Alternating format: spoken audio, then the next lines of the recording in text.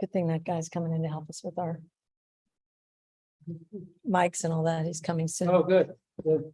Yeah, We need it. we definitely need it.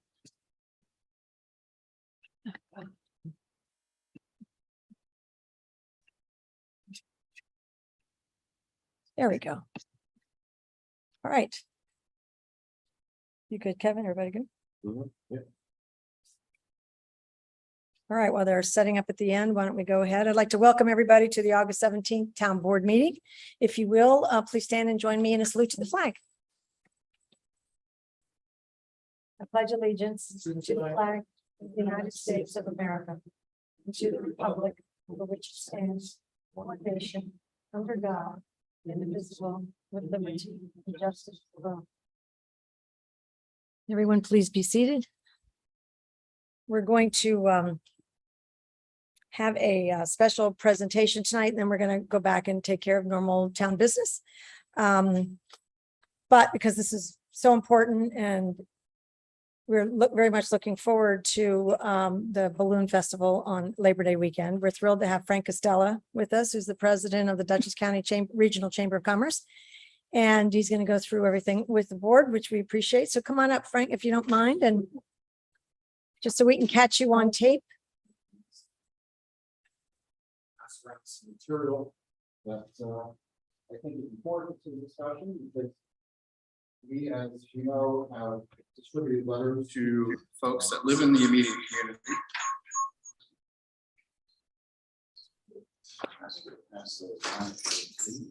Thanks. Thank you. Thank you. Along with some of the maps. Thank you. Thank you.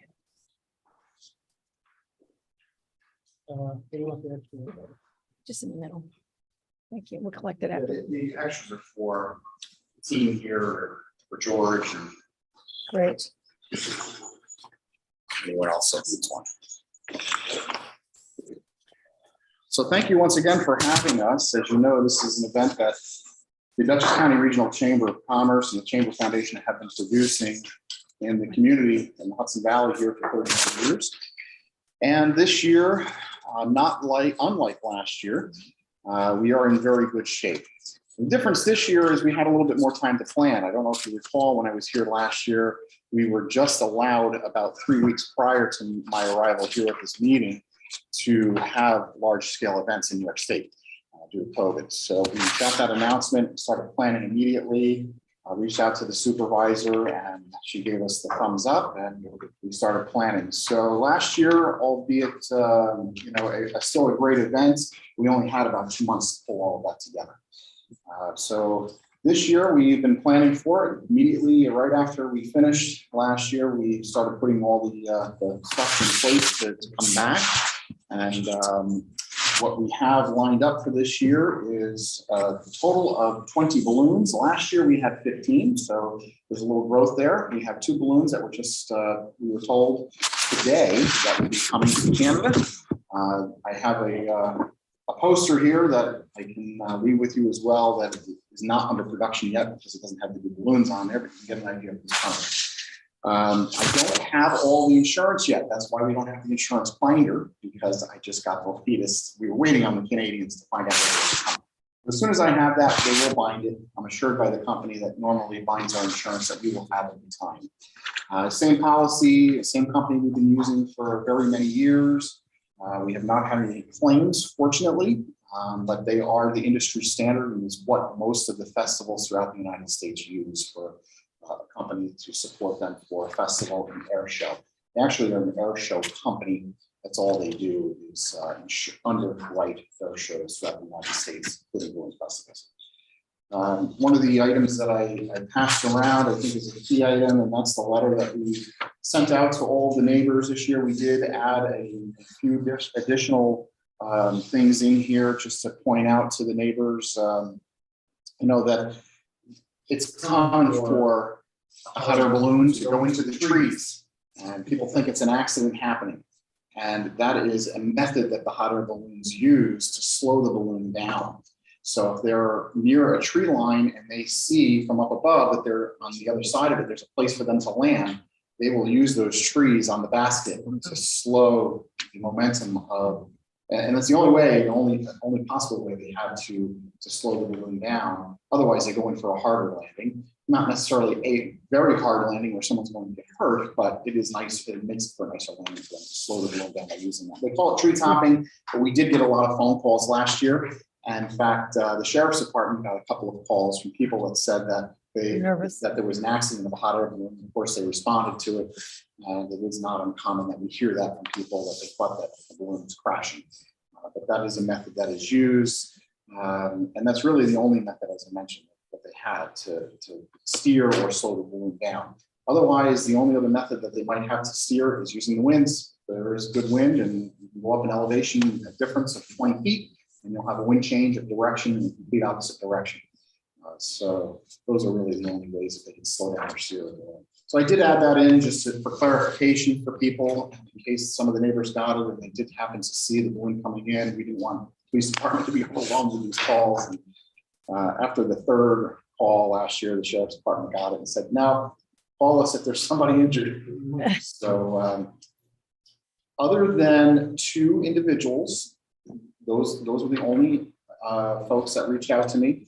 One of the immediate neighbors here, the Smiths, did reach out to me after I had sent that to them, along with the map that I distributed to you, which is the red zone map. And that's a map that we keep from year to year whenever we fly in an area to just notify the balloonists in the very first briefing of where they should not land. And just from commentary that the town supervisor gave us about the Clove Valley Rod and Gun Club, they have pheasants and pheasants being raised on part of their property. We obviously quartered that off as a red zone.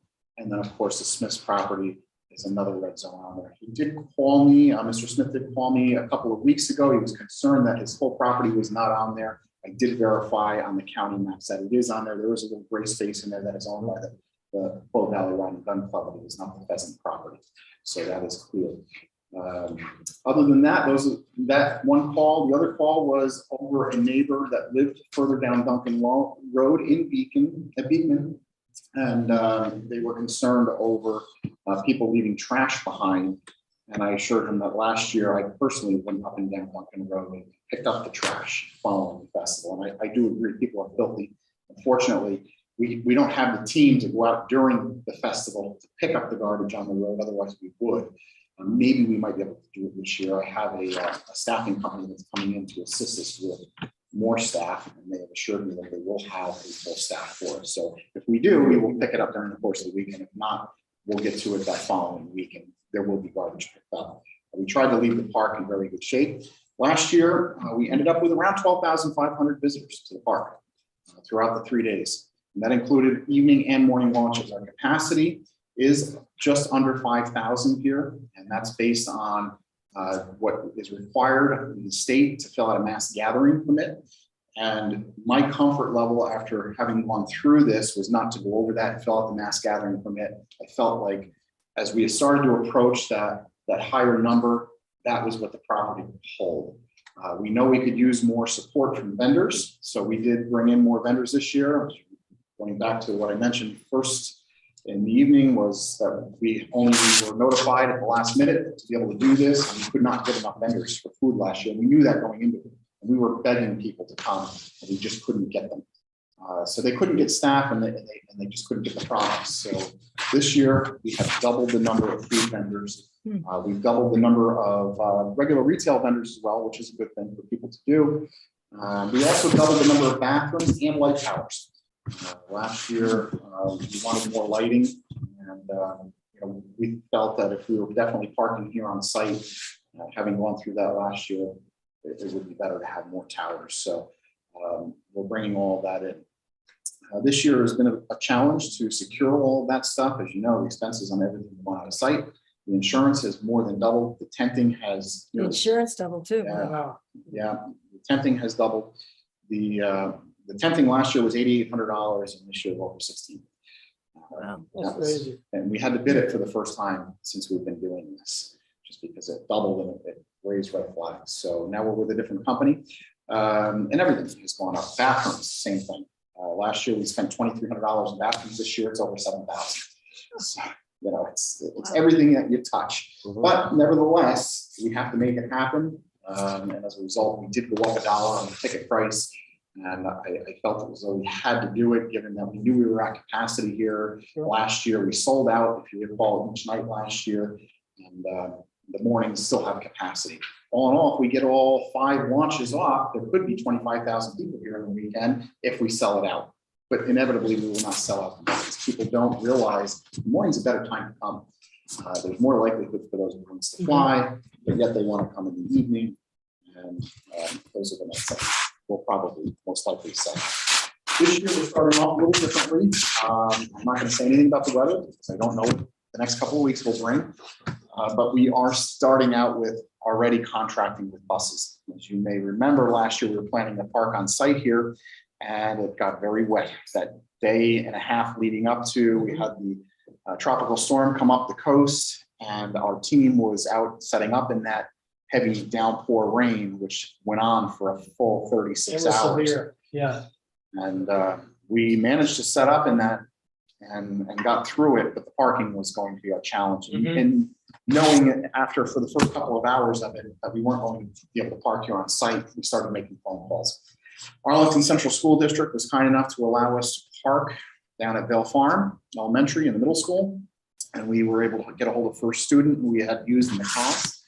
Unfortunately, each of them had answered their phone at 10:30 at night. Dr. Moyer, credit, and the woman who is out of the Dover office for first student. We were able to bring in 6 buses last year, which was not enough, and we knew that was what we could get.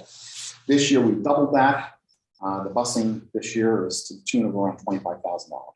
So we're going into this expecting to pay that. If we are able to park here on site, it will alleviate it, and they will let us let them go, and they will charge us a fee and a no-show fee, but that's fine. It's still a lot less, right? and it's a lot better to park here if we can do that. But nevertheless, we're planning from the get-go to start off out there in the event that we need to, and maybe we need to supplement, and maybe it's a mix between the two, but we'll figure that out this year. But I do have one map there that shows you, not unlike last year, I had already done all these measurements, and I didn't think there was a need to go back. I don't think anything really changed as far as the number of cars that we can fit here on site. But the plan is to have just handicap parking here on property, and then Vale Farm Schools will be the site where we'll shuttle from. So the main target is to have those shuttle buses come down Brusville and go down into Timor Park Road. Last year, they were making a loop, and we have changed that loop. The loop went down Brusville into Vale Farm and around Duncan, and they were dropping off at Timor Park Road on the town hall side of Duncan, or Timor Park Road rather, and then back around and making that continuous loop down Dorn and so on. This year, we're going to have them come right in Timor Park Road, go behind the facility that is where the senior center is, and around the back of that, and turn around that way. And that seemed to work out quite well. We moving the fuel truck this year. The Balloon Meister wants to take a look at the site that I've identified, but it's over near the balloons. We don't have any activity going on over there, so there aren't any people over there. So it's probably the safest place on the property to put them. Obviously, we don't want them near people, and that was a concern last year when we changed the busing around. And now you have the fuel truck refueling right where the line of people were, and this is not work. You got to get that fuel truck out of here. So that's all been pre-planned. But those are really the only major changes that we had to the festival. There might be a couple things I might be forgetting, but otherwise, the gist of it is very much the same as what it was in the past. Although I think this year we have a little bit more refinement on it with a better understanding of what we're doing this year. Flyability out of the property is still good, and no matter where the balloons, the winds take the balloons, they have good landing ability throughout the region, which is unlike where we have been in the past, even at the airport, even at the waterfront, and even up at the Dutchess County Fair. So that's a good thing, because they can go in any which direction and have the ability to land.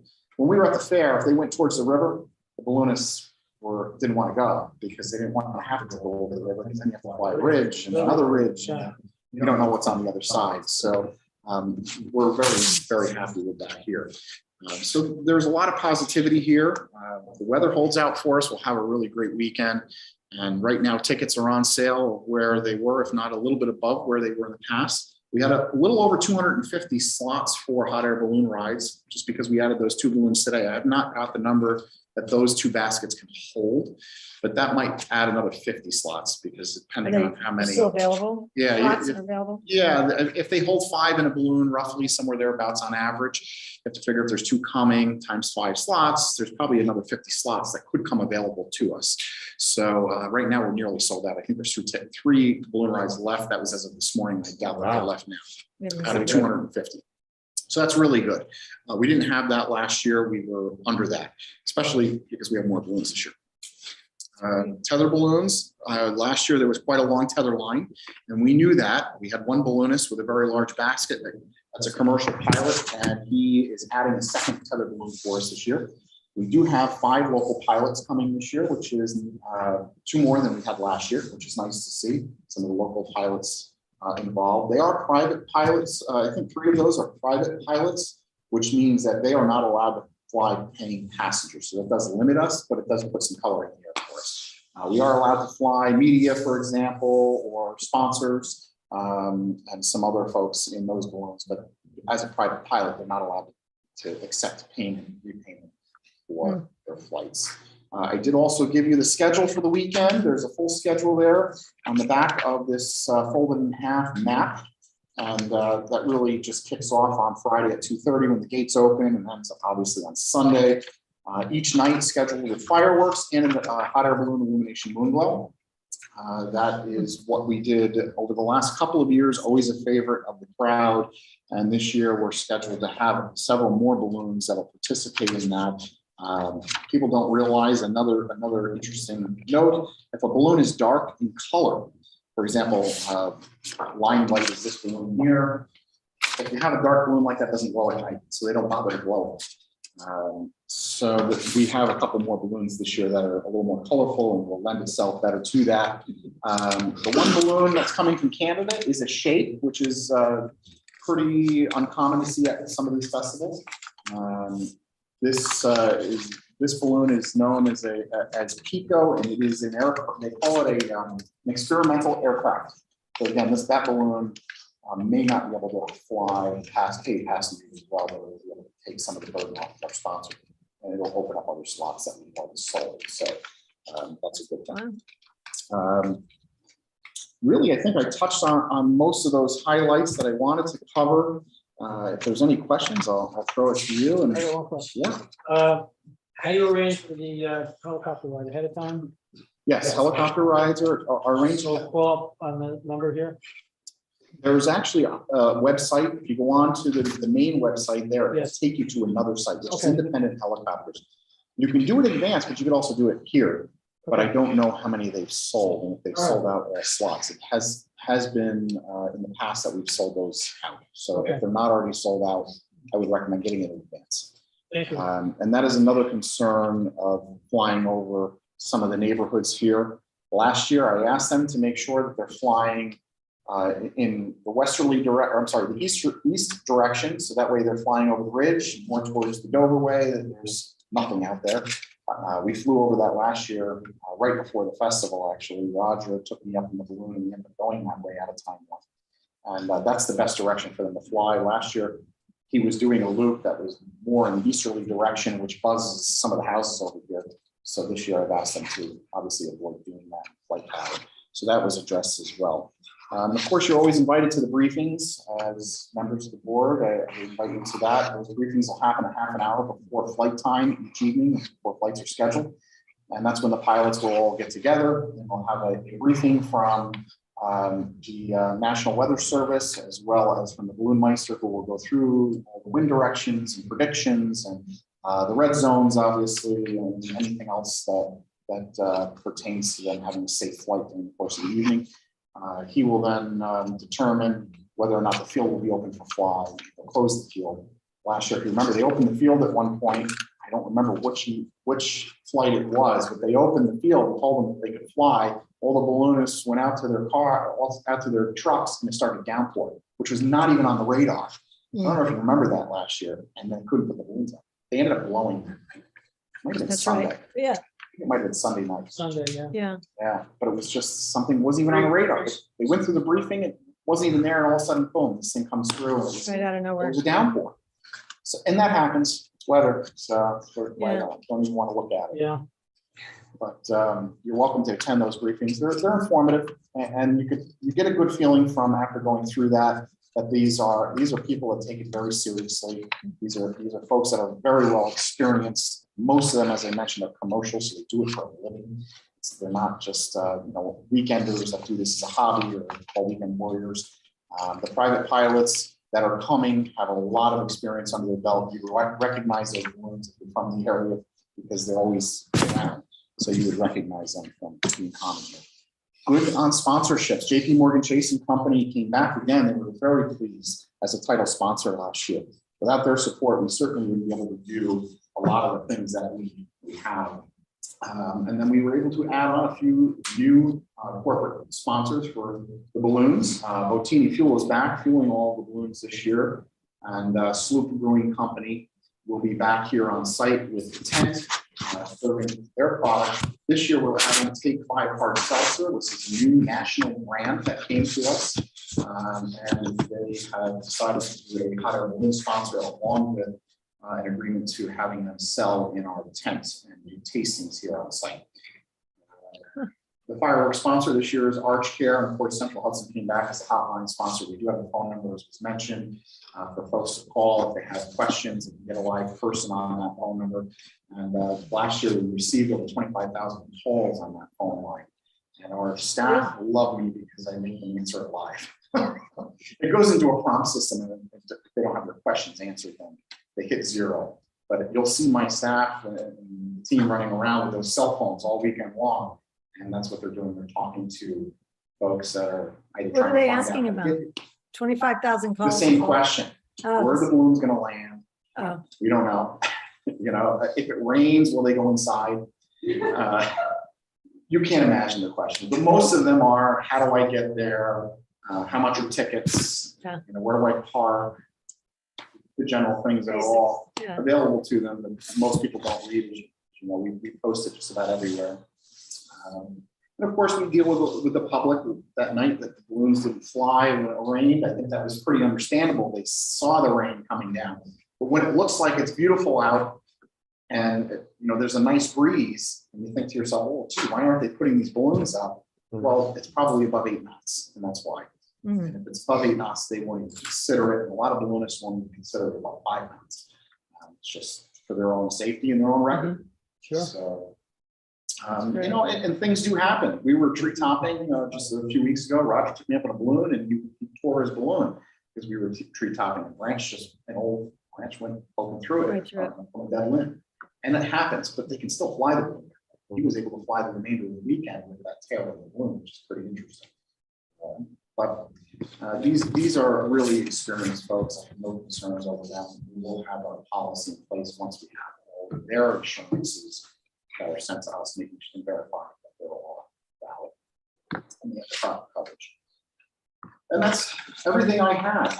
So let's just for a second, so we've gotten our insurance between the foundation and the town, which is great.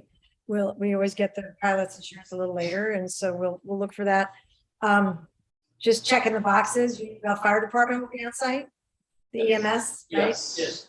Yep, and we have constables, you have security people, we have troopers ready to come. I mean, we've got a good group for safety for everybody. We'll have enough people wandering around. We added some security this year. Okay, good. Thinking that we wanted to cover all the bases, and in light of what's been going on in the country with some violence at events and things, we thought it was a good idea to have, folks here that were security that could carry the gun, as opposed to somebody that's just a private security that cannot. So that's why we have reached out to the town and asked if we could have a constable. Right, good, and we have others too that are available. Okay, so I know that we've been through this before, and so it's always been handled really well. You guys are extremely fastidious at your planning and your cleanup. We have to vouch for that. Oh, yeah. Um, I've got nothing but questions of when is it? Is it definitely Labor Day weekend? We're very excited about it. All the questions have been Yep. still happening. Weekend. Yeah. So I I think don't have a rain excited. date. Yeah. So if it comes, it comes. Yeah, it'll be. But we're hopeful that we'll have a great event. I'm really excited about some of the changes that we made this year because I think it's going to flow a lot better. Simple things, easing up on challenges. Civil Air Patrol is still planning to help us with parking. They obviously know the lots here. It was new for them to be over at Vale Farm. So all these little details that people don't think of, and the nuances, and making sure that everything's just perfect. Something as simple as ordering souvenirs, you know, all those details that go into that stuff. What sells, what doesn't sell, what can they get, what colors.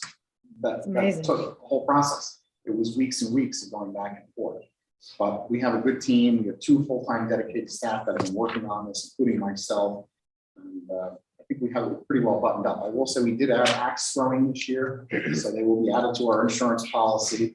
That is for whatever reason, excitement to people, attraction to people.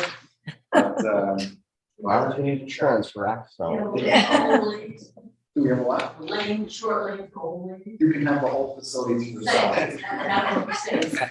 You have to come up.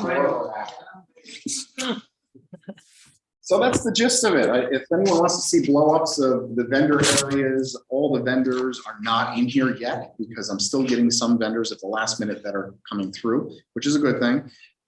Just yesterday, we added a couple of small ones, so they're not on this. But we did change a couple little things with the gate. The gate system should go a little bit faster this year. I should mention that. There are always lines at the gate where the ticket scanning is.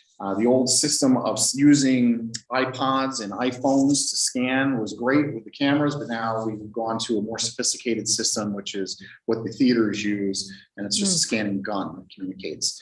So that should alleviate the lines there, make people a little bit happier. So hopefully it's a better customer experience all the way around. Wow, we didn't know it could get much better. You guys are good planners, and I want to remind everybody that you're also a resident of the town of Unionville, which means you take this very much to heart, and your interest in the park is appreciated. We appreciate the detailed attention that you've. You know, when I got the call from one of the Beekman residents asking about the garbage on the road, on Duncan Road, I did mention to him, I said, look, I went out there personally, made sure it was cleaned up because I live in Unionville. I don't want to see it trashed. So, and we'll do that again this year. We'll make sure that it's cleaned up. Might not be. All that trash was though. Yeah, it might not be on Monday because my staff is beat, but I was out there on Monday. But it'll be done by Wednesday. Well, you've had 2 very successful balloon events here, and we appreciate it. No, we thank you because we wouldn't be able to do it if we didn't have a place to do it. That's accommodating and helpful. The team here, Jake and their crew, I should mention them. And I know you know this, but this place is like a golf course. And there's not a speck of garbage anywhere to be found. And the lawns are manicured. And any questions that we had, we weren't putting them out. There was never a snarky response from anyone on the team, or they were just so happy to have us and so accommodating in every way. And we tried to stay out of their way and try not to make any more work for them. Make sure that we were at least being good. Their team was, his team was terrific. Yeah, thank you. You know, we know that, and vice versa. You got a wonderful team. Do you need any more volunteers? Always could use volunteers. Okay, And- so and we should It mention. may not seem like it, but we can always use volunteers. Okay, so we'll have You just don't people, know what can come up, like exactly what happened last year with the busing at the last minute. We right? needed those volunteers to corral people, Yeah. just to help move people around. Your brother came last year, Right, right. and he was in the one lower parking lot helping us. Yes, And that's right. those hands are appreciated. Just makes it that much easier and less hectic and chaotic and smoother for the guest experience to know that it's coordinated and organized. And All right, we'll definitely get the word volunteer out. helpful. Yep. All right, If you want to sell beer and wine or drive a golf cart, we will have a shuttle for a golf cart this year that'll be going back and forth between lots, just to make sure if there's anyone that is handicapped that accidentally parked somewhere that's not designated for handicap, then we'll have accessibility. We did have that issue last year, people walking from afar. We just weren't prepared for that. So this year we'll have that. great. That's great. Well, it sounds outstanding. Anybody else have any questions? No, No, we're excited. so fine, thanks. Well planned as usual. Well, you know how to get a hold of me if you do it. Yeah, we do. Thank you very No, much. thank you. Appreciate being Appreciate it. here. I'm sorry. All right. See you soon. Yeah. Big X. No, she's going to be receiving. Okay,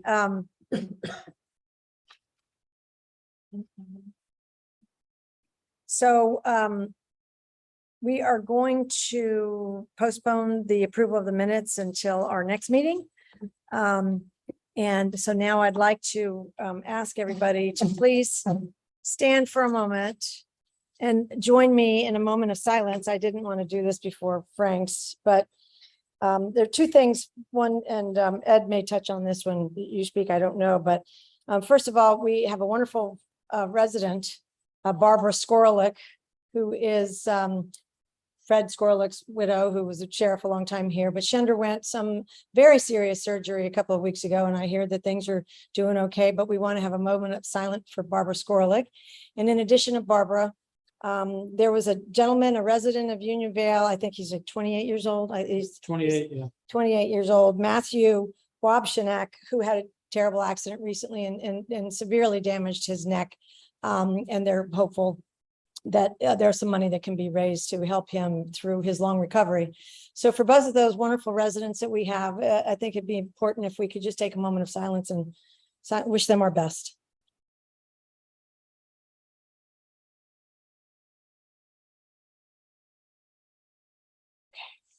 Did I just mention there's a GoFundMe page for Matt to help him? If anyone can contribute, would be very much appreciated by the. Matt family. Wobshanek. Yes, Okay, just so you, There's a charity shoot in the county. yes, on 9/11, Sunday, 9/11. yeah, So 50-50. Yeah, he's got a long way. the to go. community's trying to help. Oh, wow. Mhm. Well, oh, boy. Okay. So they definitely deserve our help and our best wishes. Thank you, everybody. Okay, I'm going to go through quickly the supervisor's report. Our cash flow, I'll do the financials quickly. All the town board members were emailed the financials, the normal set of financials that you get, so you can have those. Our cash flow is looking good. We're at 104% of goal, which is great, 4% over budget, and we're at 83% of our expenses, which of course is important to us. From a cash balance perspective, we have 2.7 million in our general balance, 2,798,000, and in highway, we have 414,666, equaling 3.2 million, 3.13. I wanted to make sure that we covered a couple of important things. One, that we were lucky and the town, I'm going to be bouncing around. I just want to make sure everybody's updated. We have a moratorium going on. The town board imposed to put a pause on everything in the town center zone. We've been working through the details and trying to make changes to make it better for developers and people that own property over there and better for the residents of the town. Part of that is we submitted a Greenway grant in order to help us with our master plan, which still has some old zoning designations, and to help us cover some of the costs associated with the use of a professional planner to help us with the moratorium, the zoning changes. So anyway, that was submitted and we're going to wait to hear back from them in a few months, and we'll hope that they'll be able, that would offset at least 50% of the cost of what we're doing here. I mentioned to the town board, I want to make sure if anybody is interested, there's a rebuilding day application. These are under correspondence. I get a lot. The application is so that residents who may need help in their homes, you have to own your own home, but if you need help in your home, sometimes people get older and they can't fix things anymore, and these people will come and help and help quickly and help with porches, with windows, with lots of different things that break in houses that people, they want to keep people independent, warm, safe, and dry. So if you know anybody who isn't, who needs some help with home repairs, the application deadline is quickly coming, but the rebuilding day application, we have it. We can send it to you. You can get it on Rebuilding Together at Dutchess County on their website, but we urge people to take advantage of this. They have the money, they want to help people, and we'd like to spread that word. In addition, under correspondence, we got a letter, which I guess we'll send out to people from Mid-Hudson Library System, talking about congratulations on your decision to form your own municipal public library. Strong libraries build strong communities, and we applaud your efforts to invest in your constituents through the formation of a new library. We'll distribute this and maybe we'll put it online. But I think it's interesting just to make sure they're trying to make sure that residents understand their access to that the residents all clear as to what the access is. And residents can go into any of the and receive a library card at any of the 66 member libraries. Residents have access to on-site services, print, books, newspaper, magazines, point of service, copy machines, notary public, et cetera. Of course, we have a notary public here who can take care of all of our residents for free. Anyway, but what they're saying is the residents are restricted from borrowing non-print materials on site at member libraries, which is DVDs, video games, museum passes, Wi-Fi hotspots, laptops, and other items. So I just want to mention, because our residents are on restriction from that, and that they want us to know, and this was the same thing that was in our contract that, you know, when we were paying full price, we did have an issue with this, but it's consistent. Their letter is consistent with what they've always told us. Local libraries continue to have the right to determine priority access for local residents for access to library programs, e-resources such as Hoopla and Canopy and on-site technology. So, I mean, it makes sense. They've got their taxpayers are taking care of them, so they can cut us off of things. I did want to mention that we offer Canopy here. People can download. You have anything that Canopy offers, we can get people. We do also have DVDs, and we have all the ebooks and all the other things that you can call Laura Sumner here, and she will get you those things. So between what you do have access to and what we can get you through the concierge service, as we're calling it, residents we think should be very happy. Also, there's Press Reader on ours that has some fabulous, if you want to read newspapers all around the world and get different points of view, there's a lot of good features on there. Call Laura Sumner and she'll help you. But I thought it was nice. They wanted to make it clear. We'll post this letter so people understand what is available to them. Okay. Very important. We had another call. There are the town board discussed this at our work session earlier, but there was a company, East Sprague Paving Inc. from across the river. And this company stopped by a house on South Parliament, and wanted to pave the cracked driveway, made a deal with the owner, the gentleman who was leaving for work at the time, for $2,500, told his wife what was happening. They completed the whole driveway and then sent him a bill for $11,500. So, and then yesterday, a gentleman called and said that he was very worried and upset because somebody was banging on his front door when only his 95-pound daughter was home. He said he was this thing, she's like this big, and these guys were he had them on camera. These two big guys were banging on the door, and they were and he told her not to answer, and he sent the neighbor over.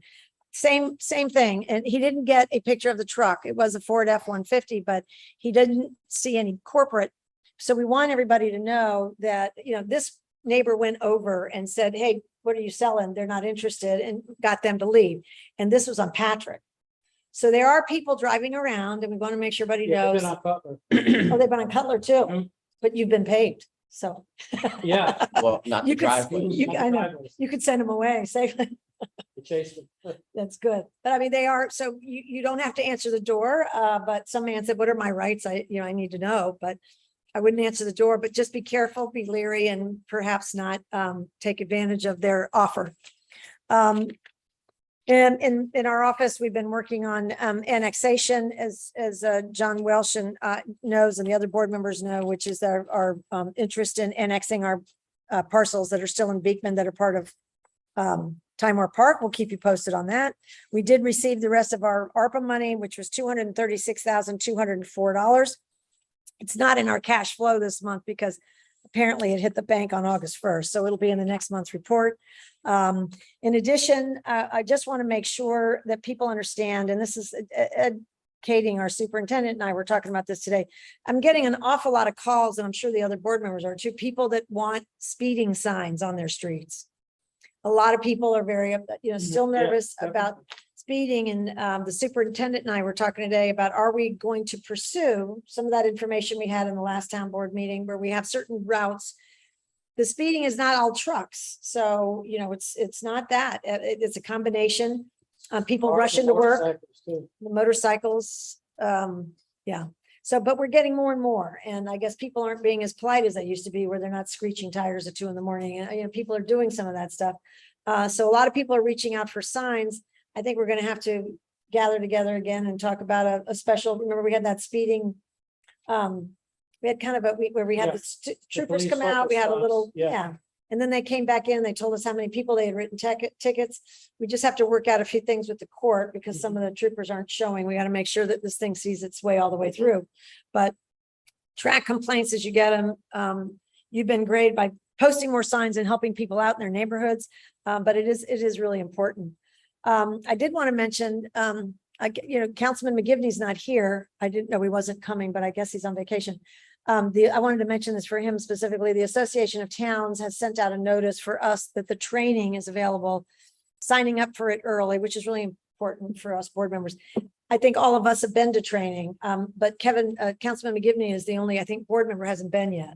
So I want to mention it. I don't know if he's listening, but I want to make sure that at least he'll know it's for next January, but you get a reduced rate if you sign up early. And I think it'd be really beneficial for him as a councilman to get some of the things that we've all been to, and then we've got new stuff to go to.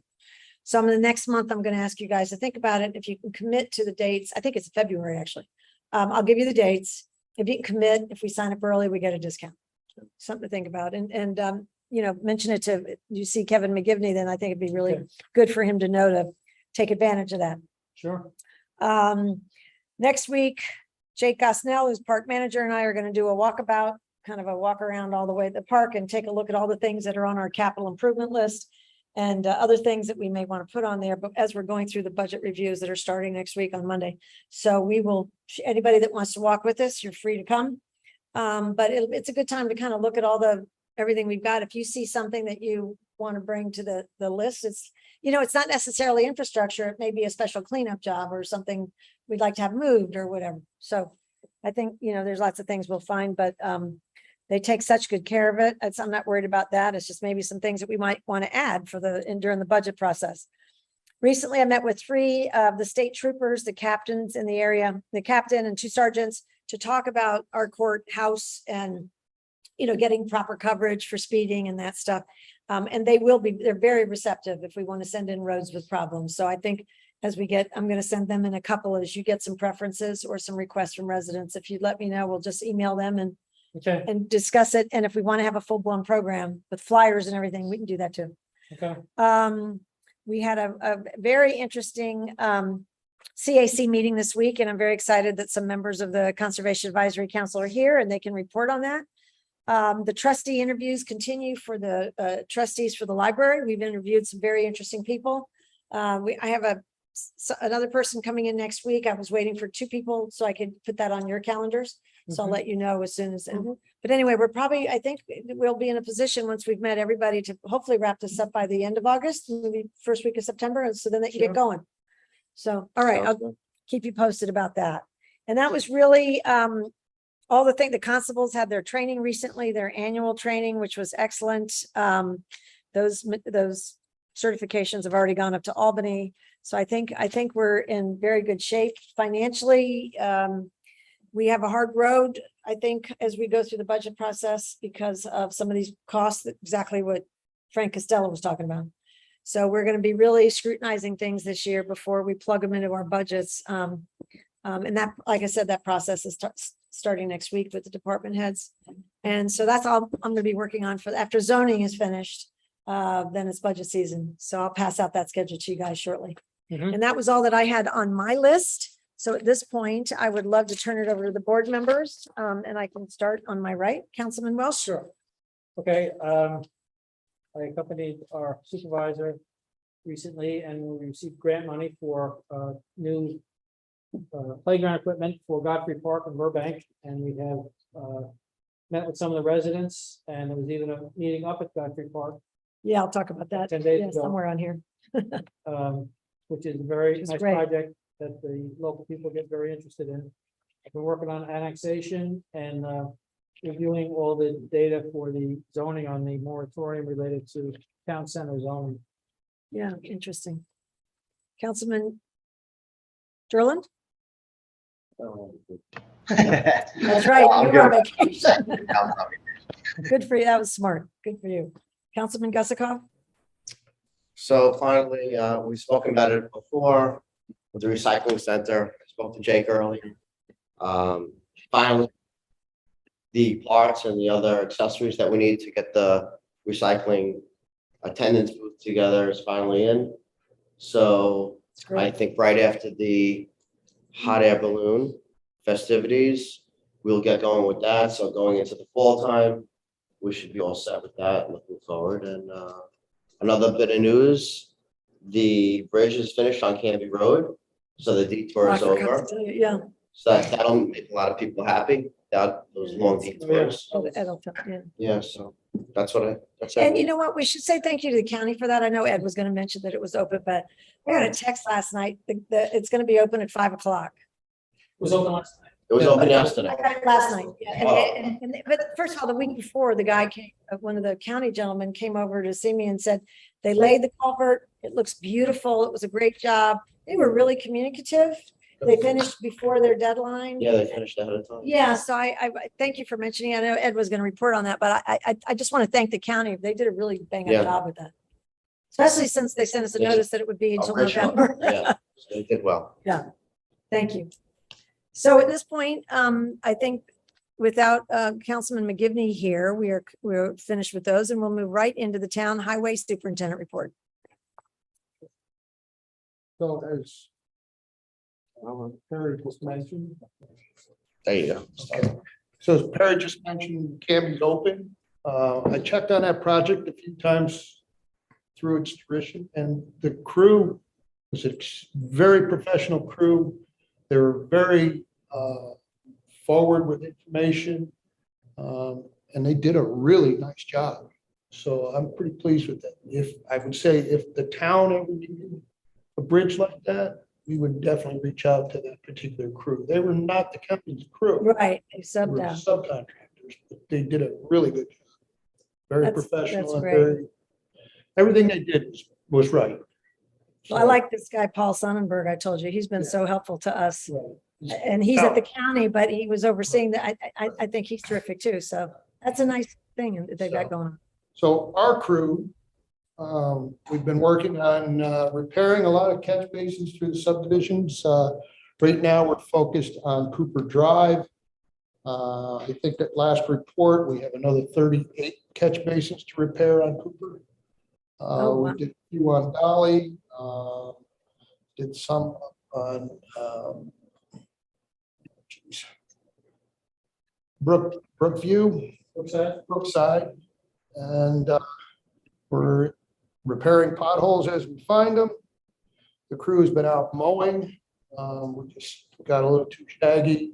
I was trying to hold off until September, and we had to do something. I was trying to hold off so that we could get by with one more.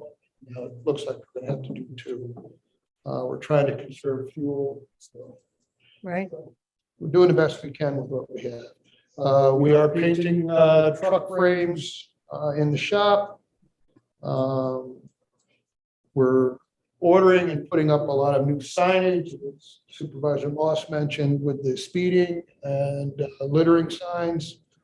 No truck signs, we have a few of those up for the semis that shouldn't be on these rural roads, and they have no real reason to be on them, other than GPS tells them to go there.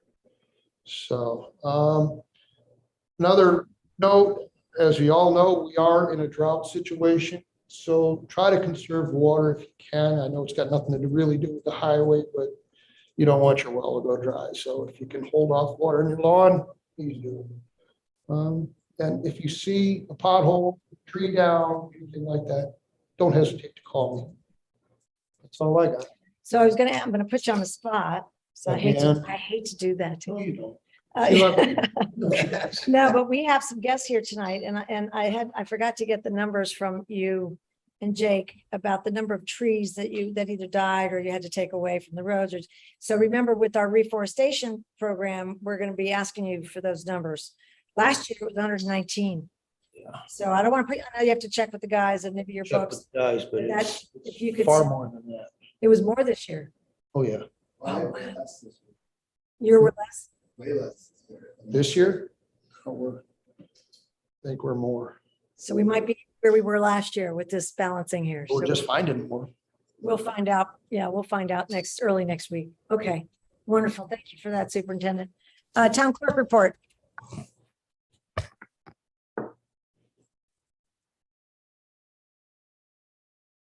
Unmuting. Oh, okay. Thank you. So we've been busy this month. It is hunting sales season. So hunting season has not begun, but you're welcome to come down to Town Hall and purchase your 2022, 2023 hunting license. So please do. Other than that, it's just business as usual. So that's all I have. Busy, busy. Thank you very much. Thank you. Are there any public comments on agenda items? Nope. Okay. Now we're going to move right into our board committee council reports. And first up, our only council is the Conservation Advisory Council. And I'd like to ask Jen Rubo to come on up. Our chair. Yes, I think it's unmuted. For muting or unmuting?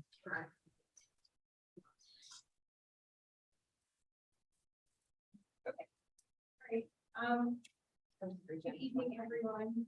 So nice to be here to see. Wait a minute. It's not unmuted. Because the host likes to unmute. I did. There you are. Now you're Is that unmuted. better? Okay, Thank you. all right. Yeah, so I'm the chair of the Conservation Advisory Council, also the coordinator for the Climate Smart Task Force. And I just wanted to give a quick rundown of what we've been working on, which has mostly been trying to pursue some grant opportunities that are available, which there are many, many grant opportunities available right now to municipalities. The first one I wanted to mention was one from the Partners for Climate Action Hudson Valley, which are offering restoration grants. And we're hoping to apply for one to do a pollinator planting in front of the recycling center in the grassy area, kind of right near the entrance. And the idea is that it would be almost like a mini meadow with just native wildflowers in the front. So things like black-eyed Susans and Joe Pyeweed, some of the more common species that you see in the fields around here. And it can be an educational tool for our community so that maybe something that people would like to do in their own backyard. So along with the planting, we'll be generating some information on how to do this yourself. And so the whole entire project would be funded by a grant from this organization called Partners for Climate Action. And that would cover the costs of any of the plants, also most of the site prep materials. It needs to topsoil, it's all gravel there.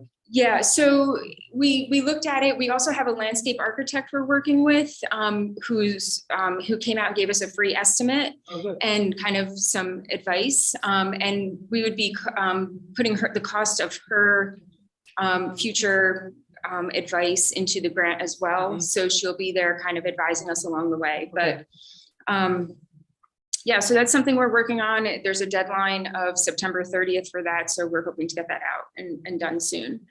The second grant that's available right now for municipalities is one for electric vehicle charging stations. And this is really actually an important item for our Climate Smart community certification. So we're hoping to start working on that, and that would be for putting charging stations here at Timor. And that's a state funded program. And then the other thing that I've recently applied for is to have a BARD student work with us to help us with some of our Climate Smart actions. And this is another program through the Partners for Climate Action Hudson Valley, and it's at no cost to the town. They pair you up with a BARD graduate student, and that student works with us for a year to help us with climate smart stuff. Yeah, so hopefully, fingers crossed, we'll get, some of these will be successful. And you should say, Jen, there's a lot of projects that we're going to be tasked with doing because we want to get this bronze certification. Yeah. More grant money opens up, like bigger money. And to get that, I mean, it's tedious work, some of it, like even doing the emissions control or like trying to do, and I'm just making this up, but one of the ones I read was, you know, that we had to at some point figure out what our emissions are. Yeah, yes. There's a lot of tedious work, so it's really great that they Yeah. offer an intern like that. Yeah, exactly. So the intern will be helping us with, if they were to be placed with us, would be helping us with our Climate Smart bronze certification submission, which, like Betsy said, has a lot of record keeping that you need to go through to figure out things like your emissions, but also, you know, like when lights were replaced in town buildings, and like receipts, and it's just very tedious. So Yeah. it'd be really nice to have their help with that. And then also they could be, hopefully they'll be helping moving forward with eventually creating a climate action plan, which is part of the CAPI program that we are going to be hopefully starting up this fall, which is a county-wide well, program I think there's 11 or 12 towns in Dutchess County in Dutchess that signed up. that have signed up for this. So that's Half of to create a climate action plan. So help us move forward with some of these climate mitigation actions that we can take here in the town. Oh, and then also we're looking at invasive species at Timor Park, and there's resources available through the Mid-Hudson PRISM program, which is a program that's focused specifically on invasive species, and they have what's called a strike force, where they can send a group of people to your site to help remove invasives in an area. But there's certain requirements that have to be met for them to consider sending these people to your site. So we're looking into that also to see if we can qualify. Stuff For, like mild and vine and mulberry, things like that. yep, yeah, potentially, yeah. So they're very specific about which invasives, and they're looking at invasives that are like new invasives to the area. So they're called emerging invasives. Okay. Because some of the things like barberry and phragmites, forever, it's yeah. like They're kind of far too gone. late. Yeah.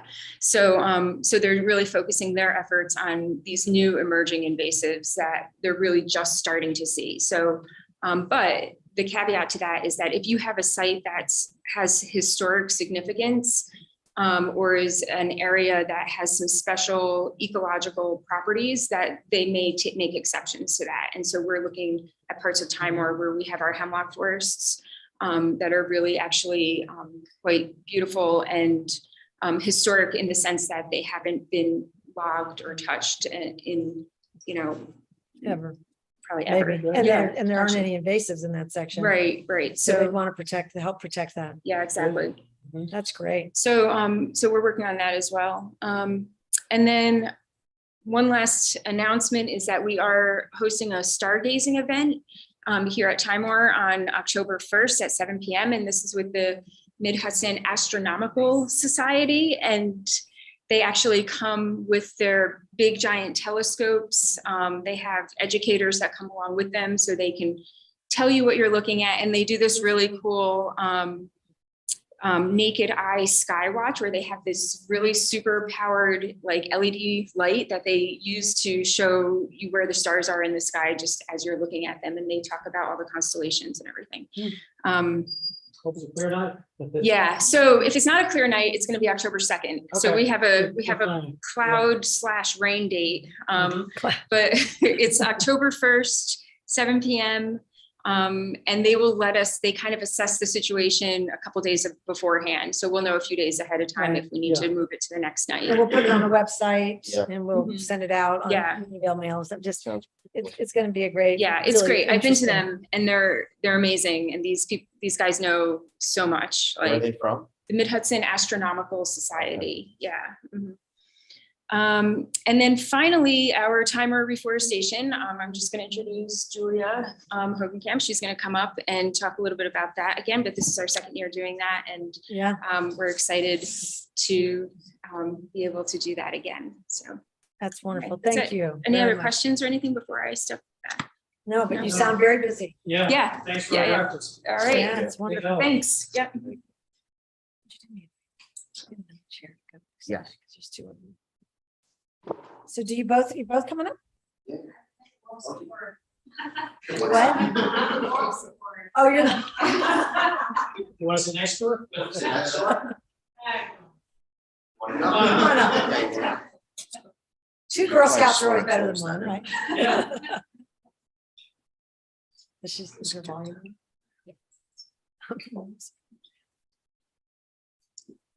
My name is Julia Hogan Camp, and I'm from Girl Scout Troop 10350. As some of you know, last year we began the reforestation for Unionville, and this year it's taking place again on October 15th. Some of you might be wondering, what is the reforestation of Unionville?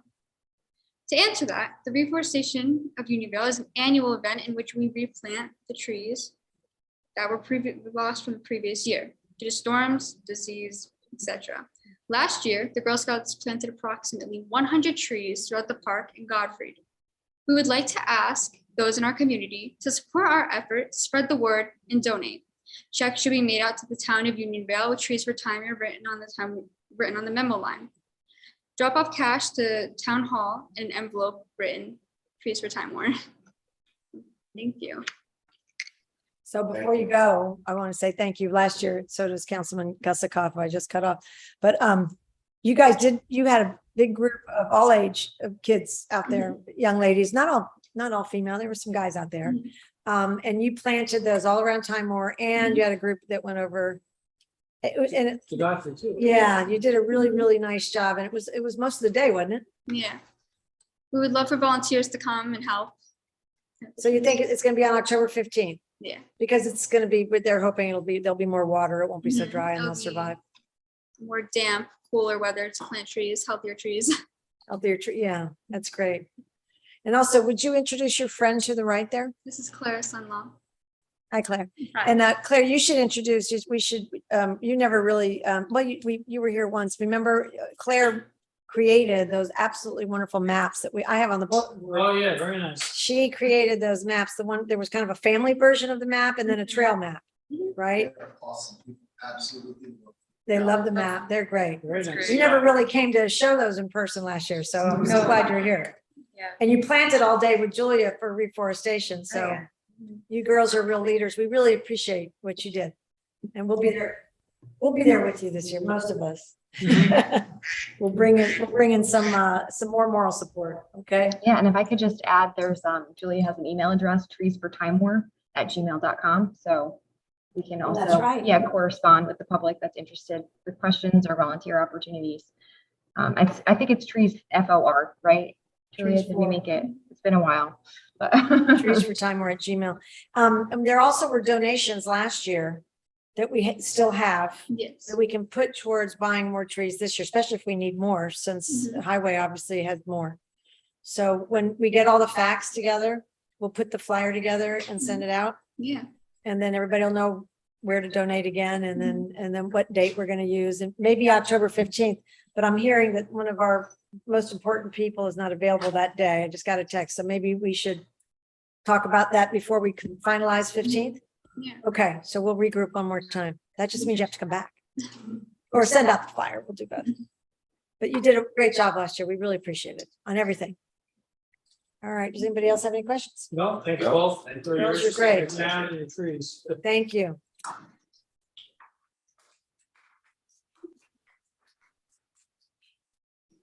Okay, next up, we have our departmental reports. And I'm going to ask Mr. Gosnell to come up and start with parks.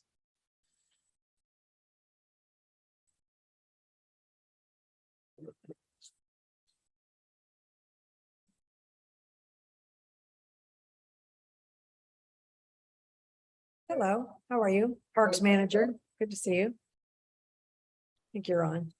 Okay, how's it going? How's everybody doing? Very good. So we got a couple of things to talk about tonight. One of the things I did want to touch on is the AC system in here.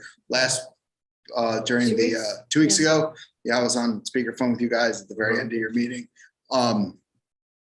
Just to kind of walk back through all that. This has been going on for a couple of years now with this whole thing in the town hall.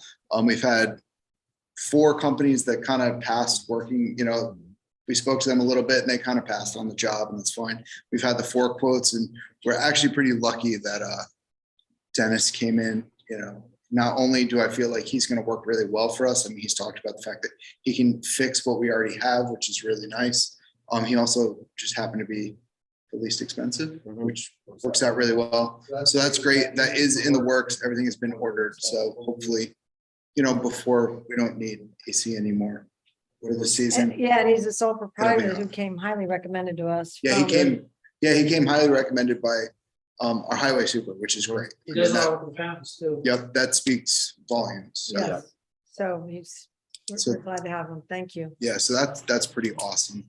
The other thing that I wanted to bring up is we're in the process. We already have one, and we've talked about this some before, but doing the carpeting in the town hall. I'm meeting with someone tomorrow morning who's going to give us an estimate. And then I have 4 more lined up for next week to come in just so we can get a bunch of estimates all at once. And there's talk of doing carpet throughout the whole place, or maybe doing a vinyl plank in the hallway where it gets more, you know, a little bit more traffic, and then doing carpet in the offices and stuff. So I was kind of thinking, I'm only one person, but maybe we could stick to just the hallway, that the offices are in pretty good shape and we don't have to spend that money. You can see that the hallway carpeting is brown. All the offices are blue. And then there's this meeting room. So they were done at different times, but the offices are not so bad. I mean, Andrea and I were talking about maybe we could shampoo them. We could have a service, but and save the money, because where the problem is in the hallway, because they put that carpeting down without any padding on cement floor. Moisture barrier.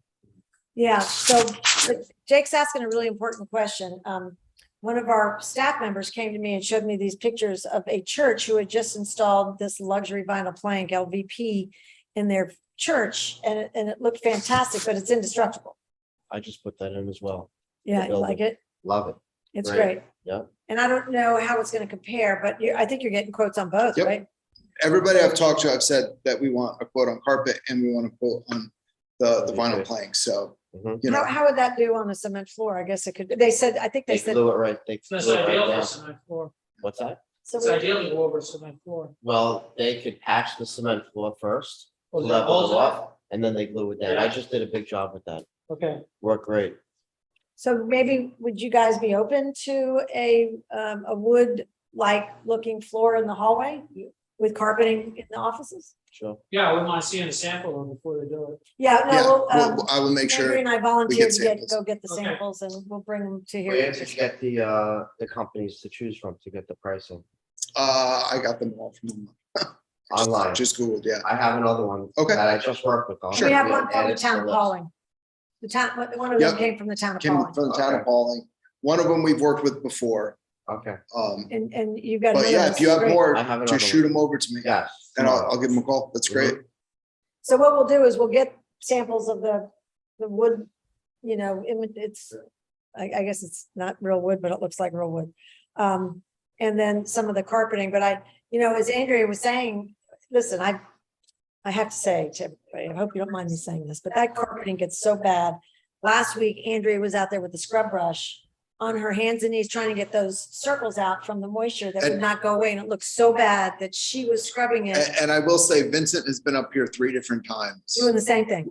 with that and with the carpet cleaner that we have. So, So even though the carpet is old, it bothers, I don't want to see Andrea have to do that or anybody else. And I think that, it's gone to the extreme. So we do probably need to fix it, but maybe that luxury LVP will be better for us, except we'd have the entranceway rugs to, for the winter, Yeah.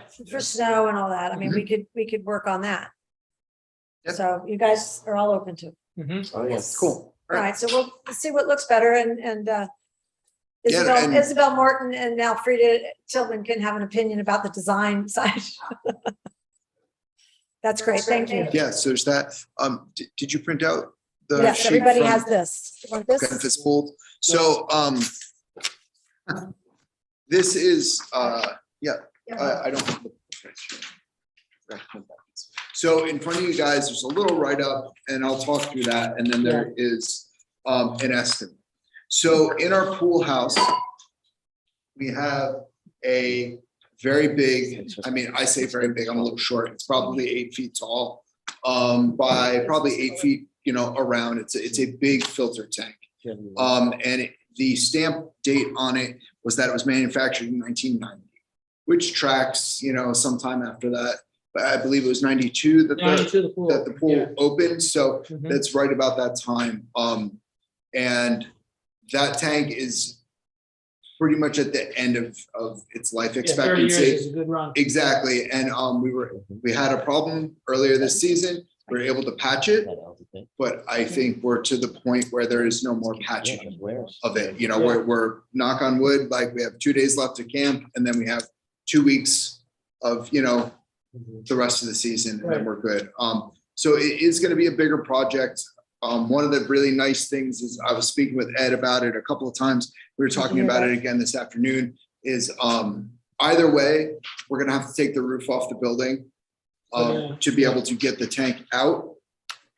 So Is the roof also 30 years old? the roof is very old, and that's another positive is we need to do the roof Yeah. anyway, which Mhm. is great. So Ed and I were talking about it today. He has a piece of equipment that he thinks will work. So we'll have to remove Oh, a small good. piece of the outer wall and the roof so that we can get in there, get the old one out, get the new one in. But So we don't need a crane. we don't need a crane because he has a Be a lift huge that Yeah, he yeah, fits expense. yeah, for, yeah. which Yeah, is we got nice. it. We don't need. And we will be able to do the work in-house, which is very nice. Like we will be able to hook it all back up. But the problem with the part of this is that we have to kind of go apples to apples. We can't really start changing the design of the pool. So that's why in front of you, you have a basically pricing for Miami Filter SFV 72, which is the exact same model, Yeah. filter tank that we have down there right now. And that's also with all the sand and gravel aggregate that will, once the tank is installed, we will then install that into the tank, and that's what filters the pool. But yes, so the tank itself has to come from Miami Filters. They are the ones that manufactured the original. Yeah, But they said freight would be around $1,000. That's just for the media, just the gravel inside. the sand and the gravel that comes. So the It's only very thing, expensive. the only thing that it doesn't include is the freight to bring the tank from Miami here. They, So if they're- Will they give Miami or us, Memphis? well, it's in Miami Memphis Filter. Pools is the actual, is the distributor that we have to go through. Okay, And Miami Tank Companies who okay, manufactures the tank. So it'll come directly from Miami. How big is the tank? What's the 8 feet. It's about 8 feet tall. And then what's the width? I don't know off the top of my head, the circumferences, Oh, I would bet it's 12 to 16 feet around. Oh, It's big. It is a big mhm, tank. I mean, it could be a homeless shelter. Yeah. It's big. shared services, we'll come up with something. So, yeah, Wow. I just wanted to put that guy. What do you that think on- the freight would be, though? I know I asked you this, but just wondering, to agree to buy it and then not get that until the last Well, minute, it's just of kind of. course, and that's something that I can kind of push back on them a little bit and say, like, at least need some kind of an estimate. And I understand fuel costs are crazy. Ed and I were talking today and, Ed was thinking maybe $4,000. mhm. I mean, I get it. It's coming from the Yeah. southernmost the whole point way. in the United States.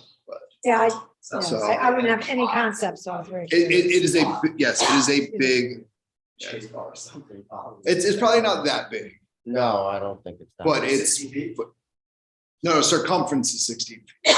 So like around. So it's like 8 feet across. No, it's about 8 feet. Yeah, so it's, 8 feet across, 8 feet tall, 16 feet around.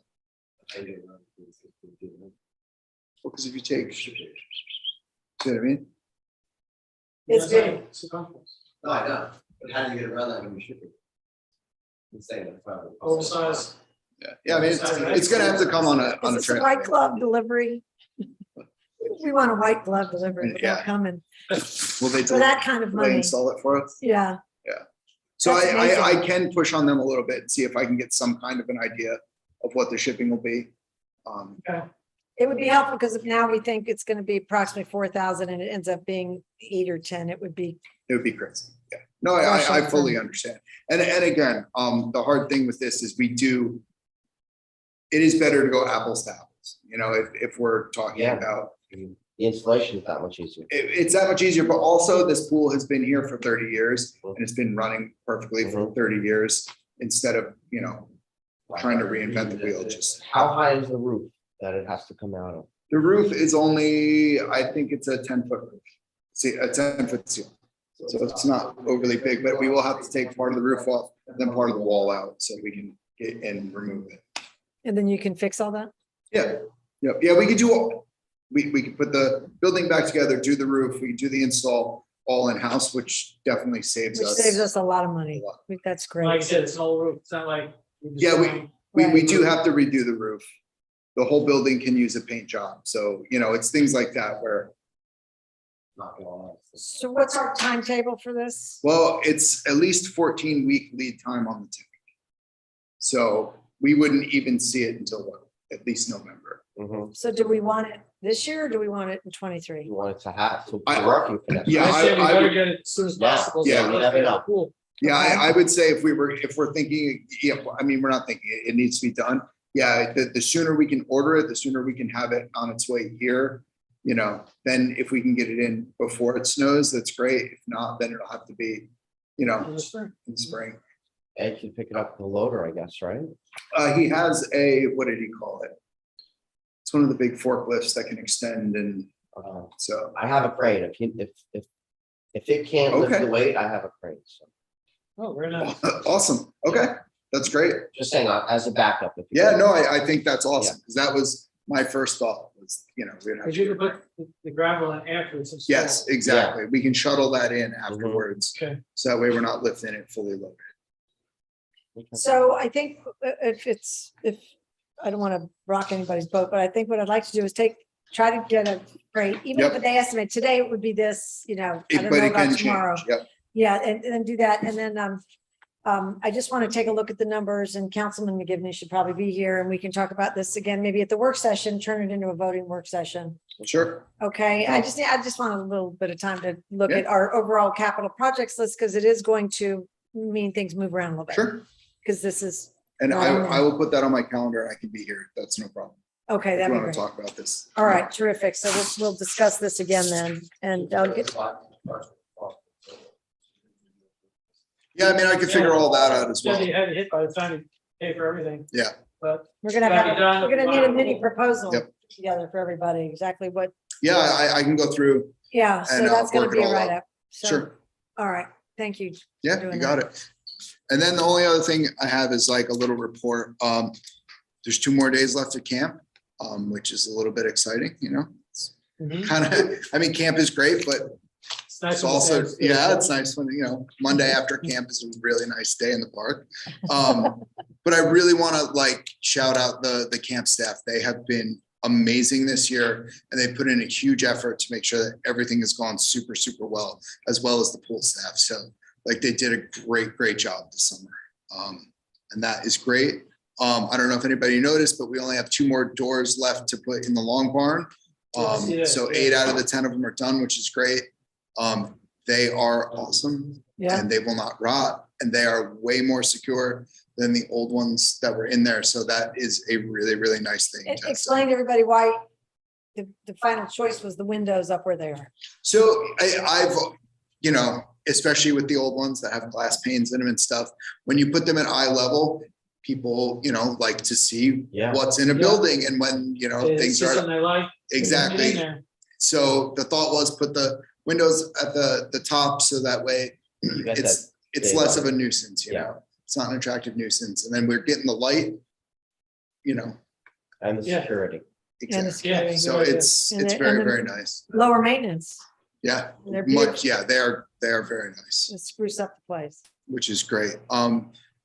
The building has also been painted, which is awesome. It's nice. It's bright white right Yeah, now. it does look good. So hopefully we can keep that way for a while. The front entranceway, the town hall got pressure washed, really needed it. So it looks good. Right. Perry and I went out and we got to put up some cameras. Mhm.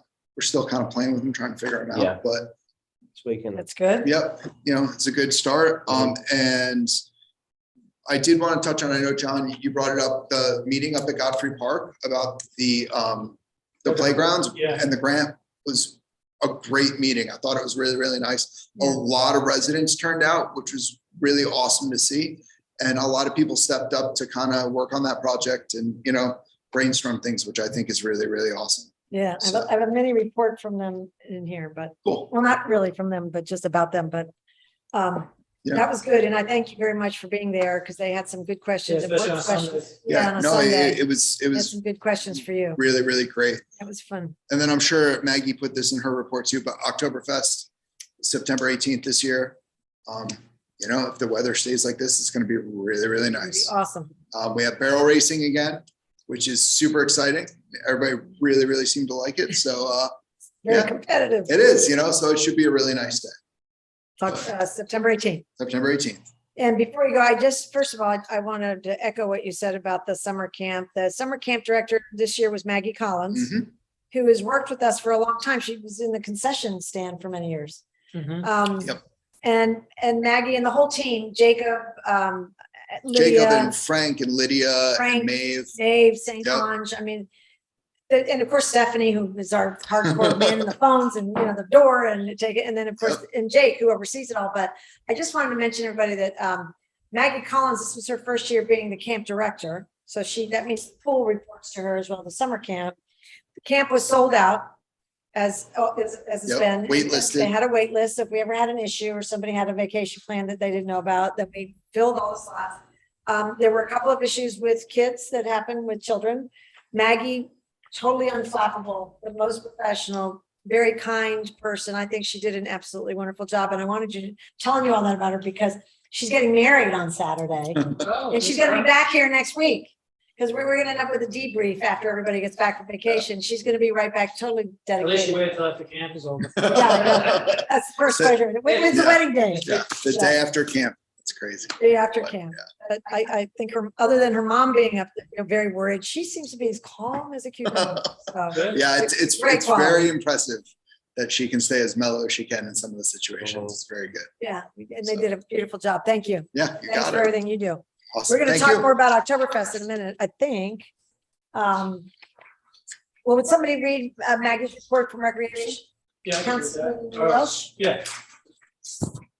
We are nearing the end of a successful summer camp season. We have received positive reviews regarding our summer programs all around and look forward to working with families again next season.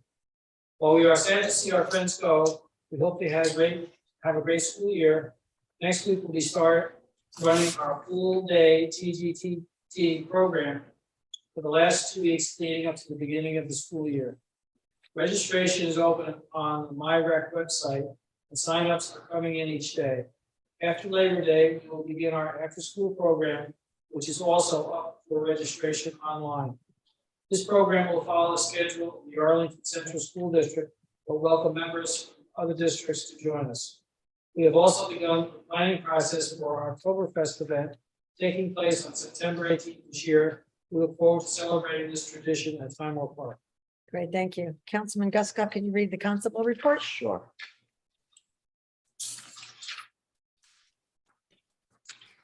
This is the constable report from George Treadwell. Hi, Bessie.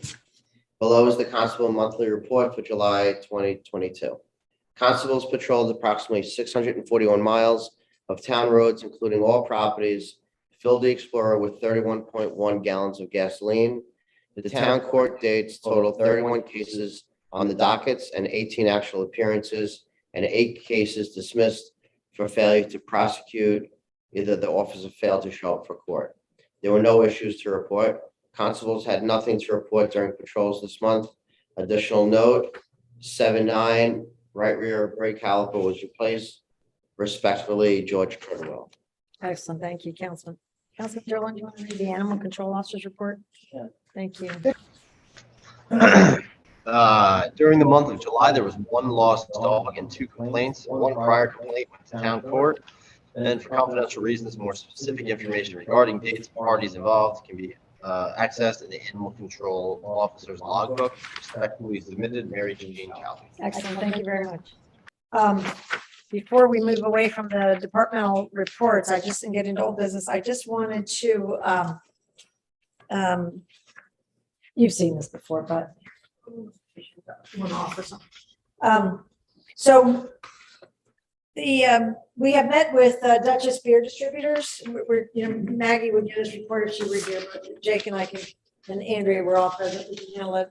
So we're going to do similar to what we've done before, as far as there's always 2 German beers and, Yep. and anyway, so in our also red residents, Teddy D'Angelo does a beautiful job of leading us down the right path. So we're kind of deferring to him. He'll get the beer here on time. Jake was happy. Everybody seemed happy, but the reason we're going to get the, I just wanted to ask you all maybe to help jump in on some, making these things exciting. The barrel racing was very competitive last year.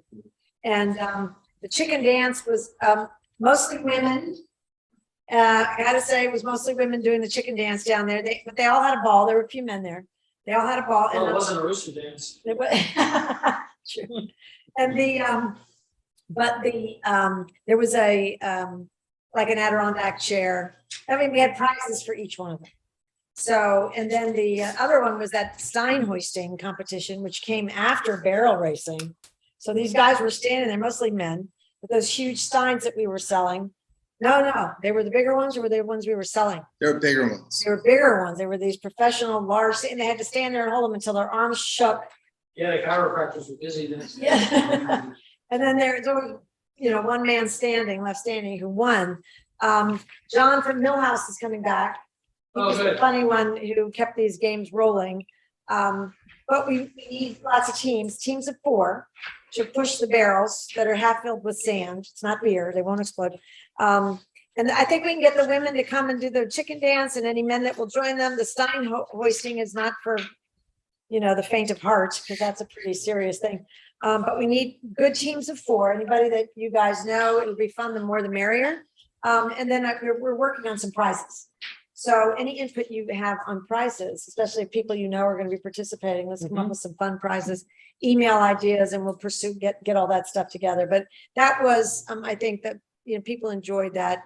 One of our judges, we have special judges. One of our judges was in the gym, and somebody across the room said, I won that barrel race against that other team, and you gave it to them. It was this whole thing. And he said, that was last year. Can you just let it go? Yeah, have a rematch. Come So- back. They're coming back for a rematch, but I think it was very competitive and lots of fun. But think about prizes that you think would be a great offering, and then think of as many teams as we can get for fun. All right? One of the Yeah. things that I wanted to mention is, Yes. so we have all the normal German beers.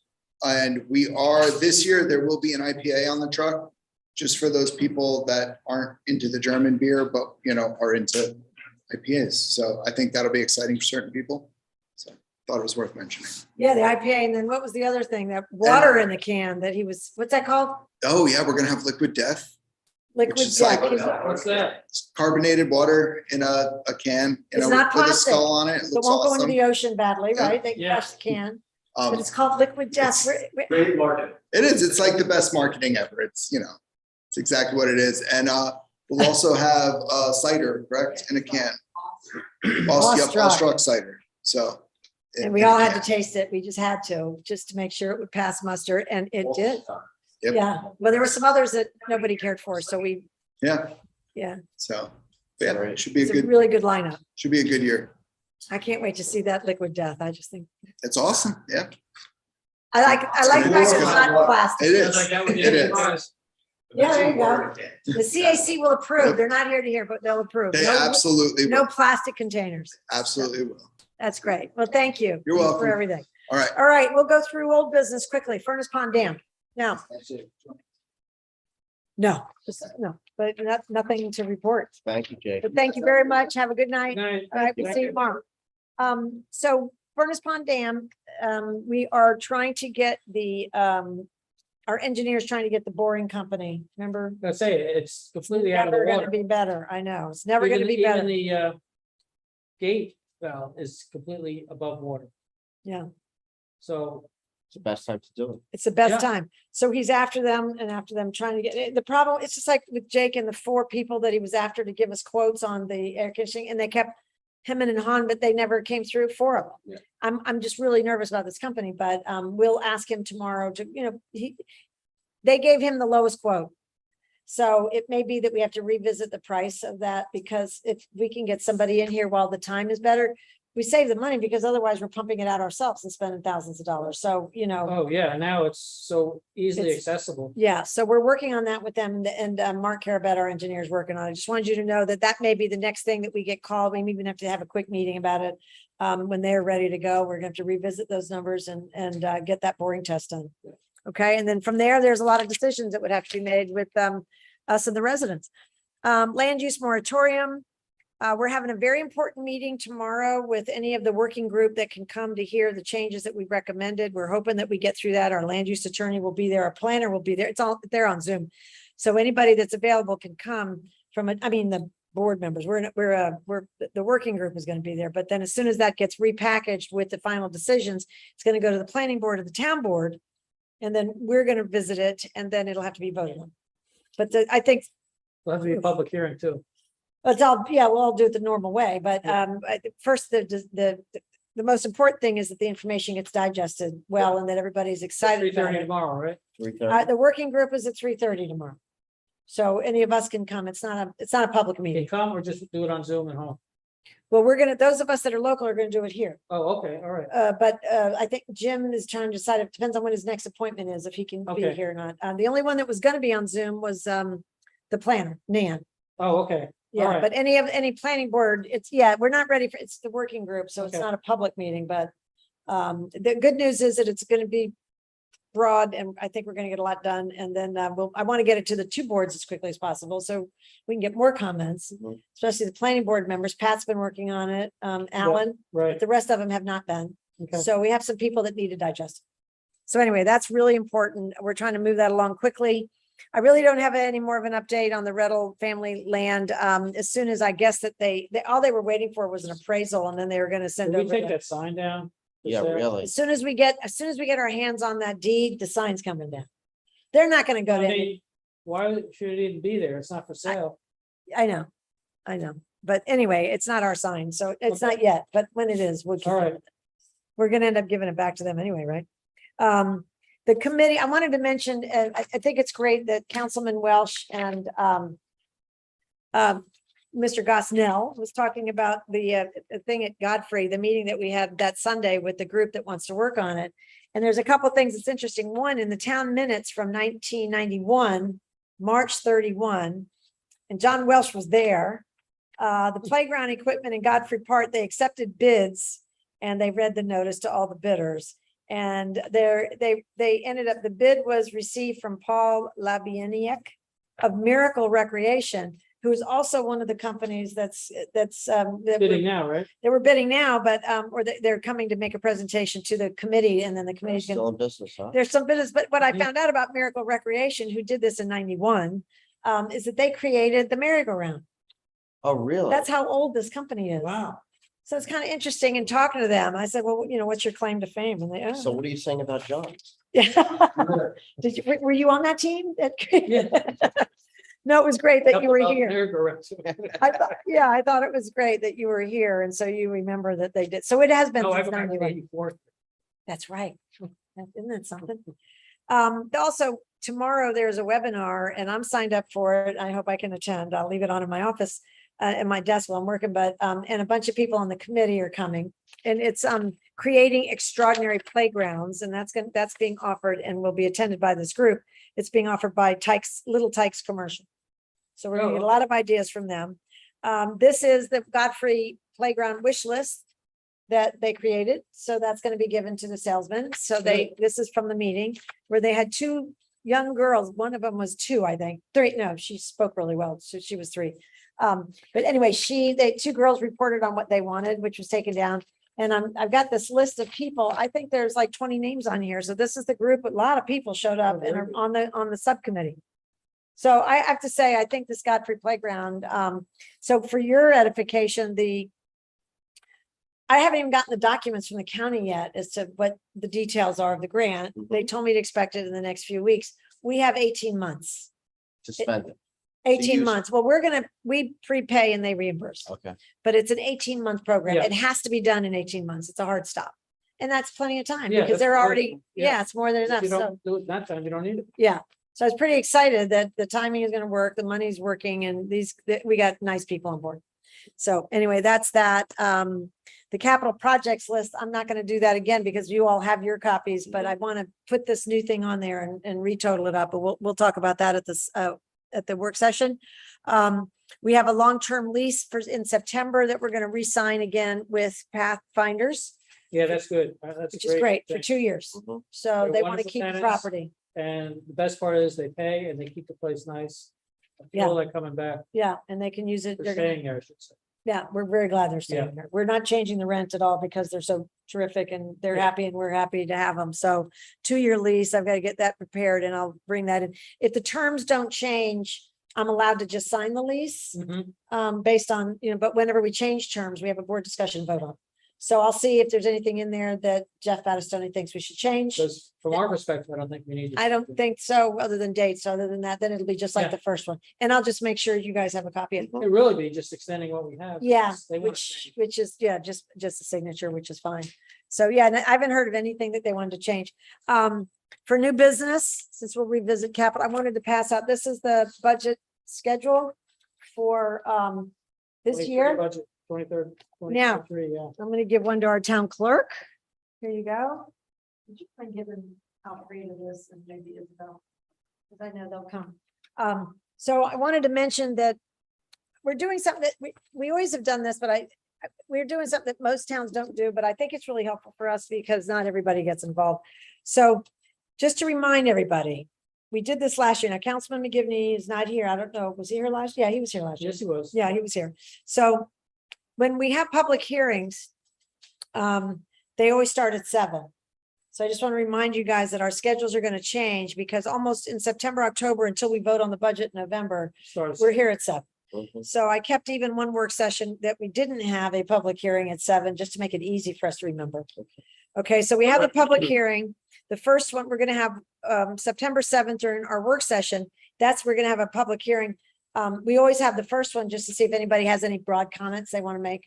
And then Yeah. we listen to those, and then we move right into our normal stuff. Right. We'll start our work session immediately afterwards. Because of some of the things that were said tonight, our town clerk will advertise the work sessions. Usually through the budget season, they're all advertised as potentially voting. So Mhm. people know. So we'll just have a blanket statement for all of them for September, October, November.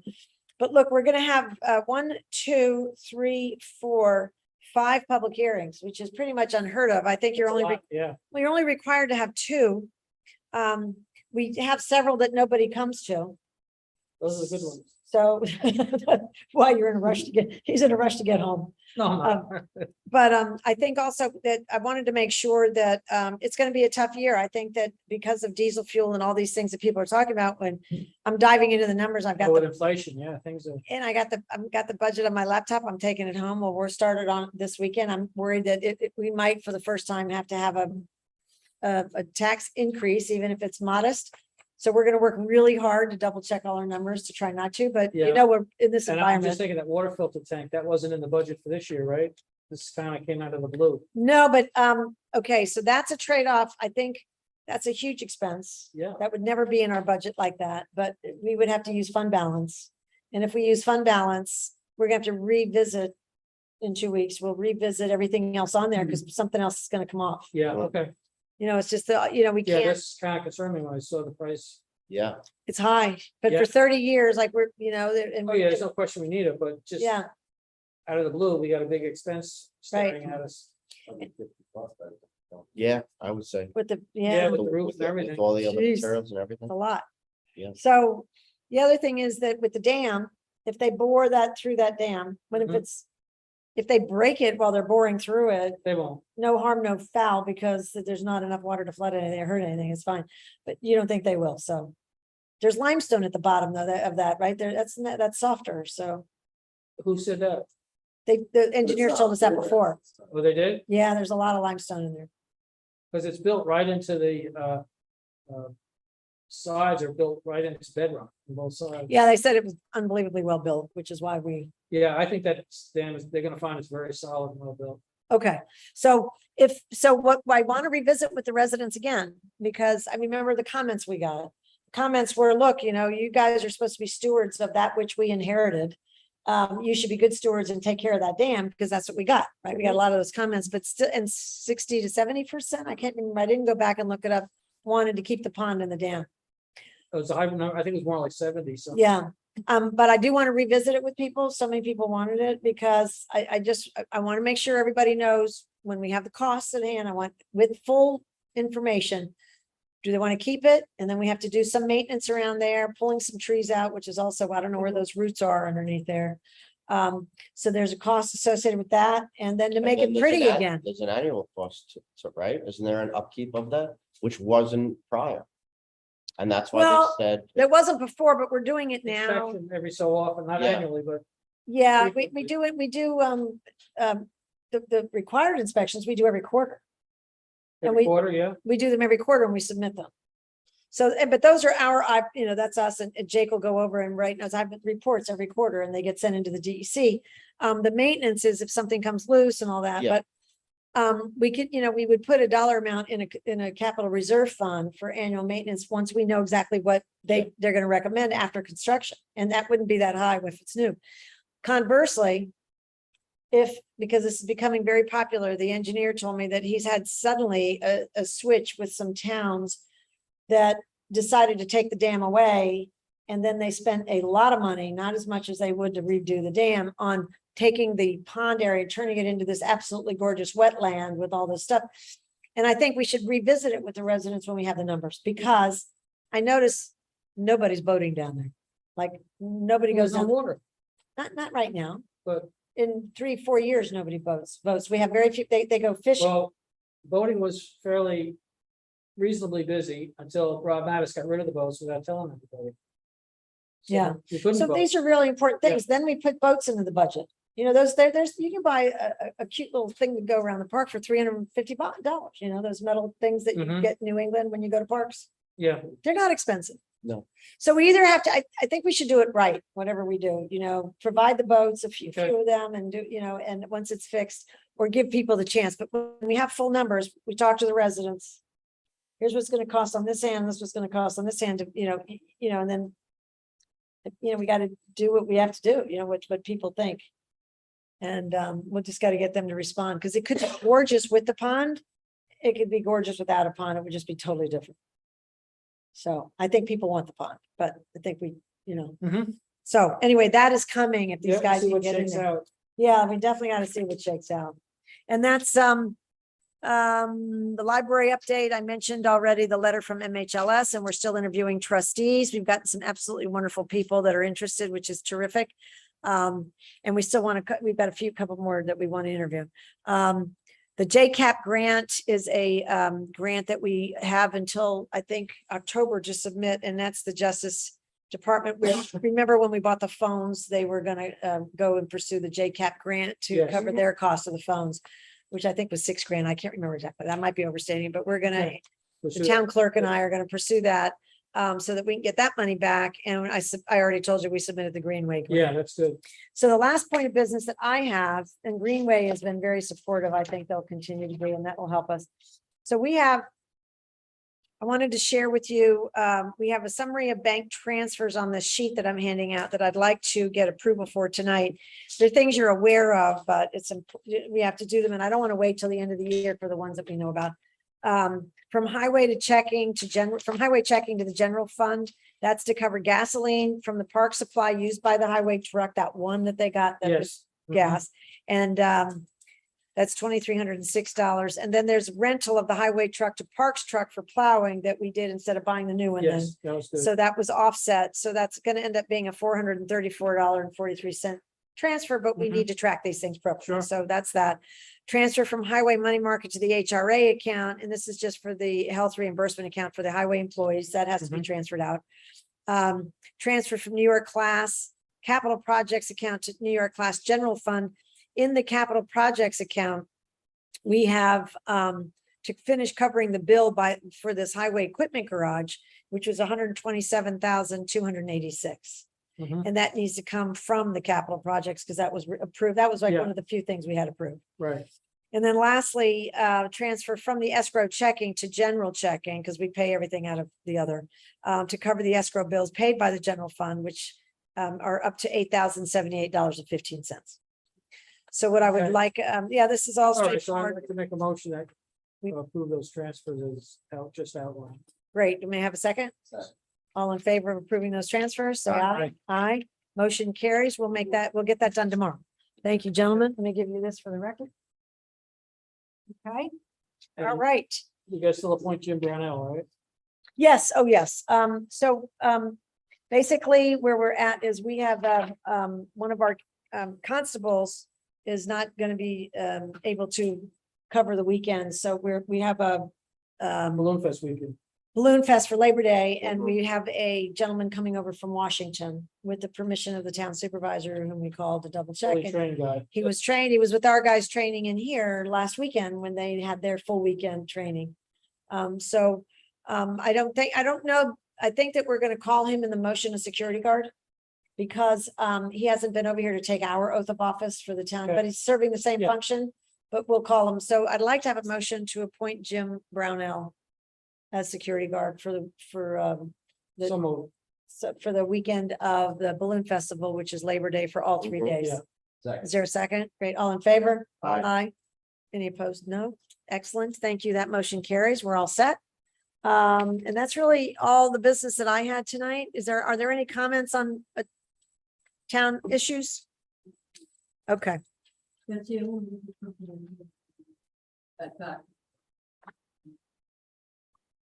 Okay. So, without any public comments, I think we should accept a motion to adjourn. So moved. I accept that and, second it, and we Very are good. all in favor of adjourning. Thank you. So we had a lot to do tonight, but it was good stuff, and Yeah, it was Listen, an this- interesting meeting. it was interesting. Those young ladies are great and the CAC is great. But I also want to make sure we get our, after we have fun during the Balloon Festival, which is becoming a rite of passage, isn't it? Yeah, it's. Like a, You know, it was nice to hear, that he felt that we were a better location than Oh, up than at the Dutchess. fairgrounds. Yeah, Because you would think that that was a better facility. I know. I But was as afraid he far wouldn't as- come back. after I year know. one. I know. You wouldn't think so, but I guess there's so many other spots to land in this area than over there. yeah, which is. I mean, I great. did, That one got added in. why is that? So many people, and nobody said it. Andrea, I was there. can you do it? It was a little confusing over there. Was it? This Yeah. looks, So big. this looks like it's a little